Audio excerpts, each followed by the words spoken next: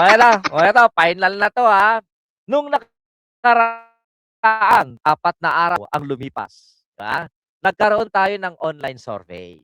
Ang tanong dun mga kapatid ay kung sino ang mas matinong bisepresidente kina Leni Robredo at Sara Duterte. Aba, ang sabi ng survey ngayon, trust, mas pinagkakatiwala ang mga na pulitiko sa Pilipinas. Sara Duterte garnering 55%. Wow!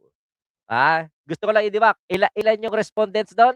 1,200 respondents ang sinorvey ng Pulse Asia. Oh, pero bakit dito?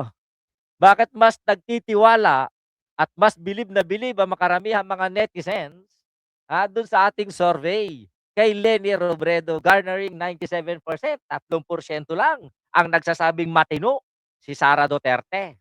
Oh. So yan, gusto ko lang i-debunk. Sabi dito, galit na galit si Erice kasi hindi siya makakurap ikumpara sa panahon ni Noynoy na nagtampisaw sila ni Rojas sa kaligayahan. Sabi dito ni Ben Bello. Ayan.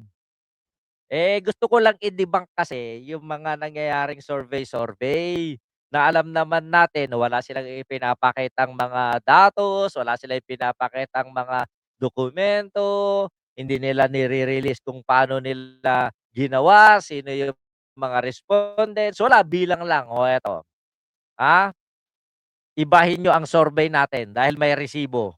Nagkaroon tayo ng survey 3 araw nakakaraan. Diyan kay, Bagtit ano. Ang tanong lang dito, sino ang mas matinong bisepresidente? 1,800, more than 1,800 ang sumagot. Yan ang resulta, 97% mas pinili si Leni Robredo na nagsasabing mas di hamak na mas matino si Leni kaysa kay Sara. So kung dito 97% ang nagtitiwala kay Leni, bakit merong 55 na nagsasabing may tiwala sila kay Sara Duterte? Di wow? Dito may datos, dito may location, 'di ba? May lugar kung saan ginanap ng survey, 'di ba? Dito may pagkakakilanlan yung mga bumoto diyan, mga netizens. Yung survey ng Pulse Asia, sino yung mga bumoto? Sina Mary Grace Piatos. Yun lang. Kaya iyak-iyak na lang mga DDS, iyak-iyak na lang Sara.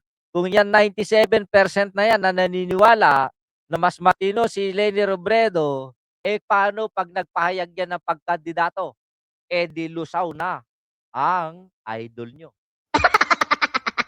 Sabi dito, "Di bale ng lutang ang former VP, basta matino yung naging performance, di tulad ng mahusay daw na VP, mahusay." Tanungin mo muna kasi kung paano naging mahusay, kung paano nila, bakit nila sinabing mahusay si Sara. Mahusay bumukaka, ang bunganga sa paninira. Dun mahusay si Sara, o dito tayo. 'Di ba ngayon na sa Pulse Asia lang lagi mataas, o at saka yung kay ano, Publicus Asia, yung kay, Tikya. Pero tahimik si Tikya, wala pa daw bayad, eh. Oh, ayan, ito tayo. Dito. 'Di ba pangkaraniwan kapag may krisis, 'pag meron krisis tayo yon sa gasolina, krudo.